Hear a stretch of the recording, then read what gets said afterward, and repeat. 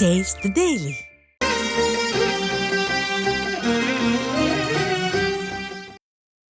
கடலூர் மாவட்டம் சிதம்பரம் நடராஜர் கோயில் தேரோட்டம் கோலாகலமாக துவங்கியது. புகழ்பெற்ற சிதம்பரம் நடராஜர் கோயிலில் மார்கழி மாத ஆருத்ரா தரிசன விழா கடந்த 4ஆம் தேதி கொடியேற்றத்துடன் துவங்கியது. விழாவின் முக்கிய நிகழ்ச்சியாக தேரோட்டத்தை முன்னிட்டு நடராஜர், சிவகாம சுந்தரி, விநாயகர், முருகர், சண்டிகேஸ்வரர் ஆகிய 5 சுவாமிகளும் அலங்கரிக்கப்பட்ட தனித்தனி தேர்களில் வீதியுலா நடைபெற்றது. இதில் திரளான பக்தர்கள் கலந்து கொண்டு தேரை வடம் பிடித்து இழுத்து சாமி தரிசனம் செய்தனர்.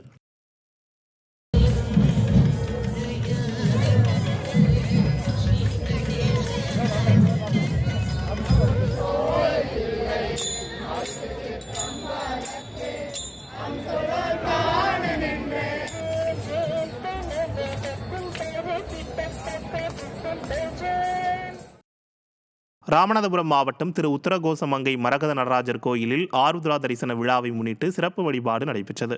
முன்னதாக மரகத நடராஜருக்கு பூசப்பட்ட சந்தனம், காப்புப்படி களையப்பட்டு 32 வகையான அபிஷேகங்கள், மூலிகை தைலம் சாற்றும் நிகழ்ச்சி நடைபெற்றது.